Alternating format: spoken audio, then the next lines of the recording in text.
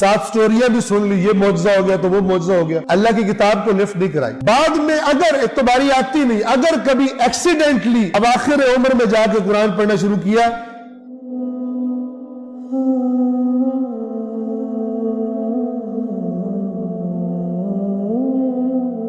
सुन सुना के इधर उधर से दीन के अफकार बना लिए, प्रैक्टिसेस बना लिए, और उनको बिल्कुल सही प्रैक्टिस समझता है, ये मैं हर रोज करता हूं, ये मैं हर हफ्ते करता हूं, फलान करता हूं, देखा दिखाई सुनी सुनाई कर लिए, 7 स्टोरियां भी सुन ली, ये मौजज़ा हो गया तो वो मौजज़ा हो गया, अल्लाह की किताब को लिफ्ट नहीं कराई। बाद में अगर एक तो बारी आती नहीं, अगर कभी एक्सीडेंटली अब आखिर उम्र में जाके कुरान पढ़ना शुरू किया तो प्रॉब्लम शुरू होगी, ये इसमें क्या लिखा हुआ है। इसलिए हमें ठंडा टीका लगाया गया है, इसको समझ के पढ़ने की जरूरत ही नहीं है, बगैर समझे पढ़ते रहो, सवाब लेते रहो, कोई टेंशन लेने की जरूरत नहीं है, ये राइज कर दिया गया। बेसिकली बगैर पढ़े तिलावत जो राइज कर दी गई और समझ के पढ़ने को राइज नहीं किया गया, बेसिकली इसके पीछे इबलीस है, बाद में ना समझ लगे रहे इसको, बेसिकली इबलीस है।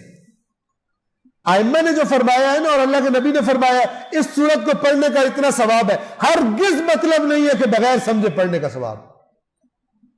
उन्होंने वो अरबी बोल रहे थे, सुनने वाले भी अरब समझने वाले बैठे थे, किसी के ज़हन में यह नहीं था कि इससे मुराद यह है कि बगैर समझे पढ़ने का सवाब मिलेगा। यह हमारी गरीबों की अपनी मेहनत है, सुस्तों की, जिनको दिल नहीं करता कि अल्लाह की बात को जाने समझे कि क्या लिखा हो। अब जब ये ऐसी बातें पढ़ता है कि जो इसको बदहजमी करना शुरू कर देती है, तो रजू करता है अपने किबला पीर के पास, और वो उसको ऐसी गोली देते हैं कि बाकी उम्र के लिए फिर सुकून हो जाता है। कहते तू नहीं समझ सकता इसको, क्योंकि इसके कई कई माना होते हैं।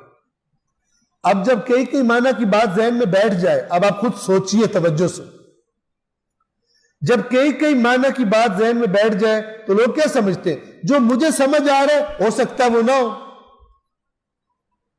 तो जो आपका ट्रस्ट और एतमाद है वो खत्म हो जाए।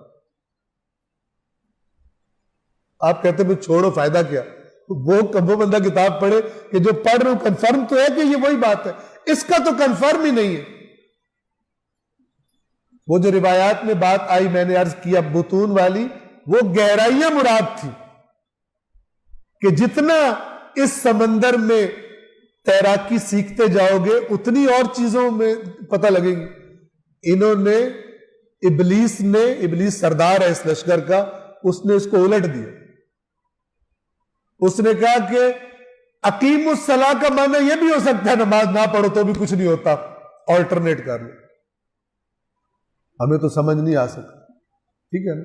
ये जो ज़हनों में बिठाया गया, इसके बाद चूंकि फिर कुरान काबिल एतमाद चीज ही नहीं है, फिर अच्छा काम क्या है, अरबी पढ़ो, समझने ना समझने की बहस ही खत्म हो जाएगी।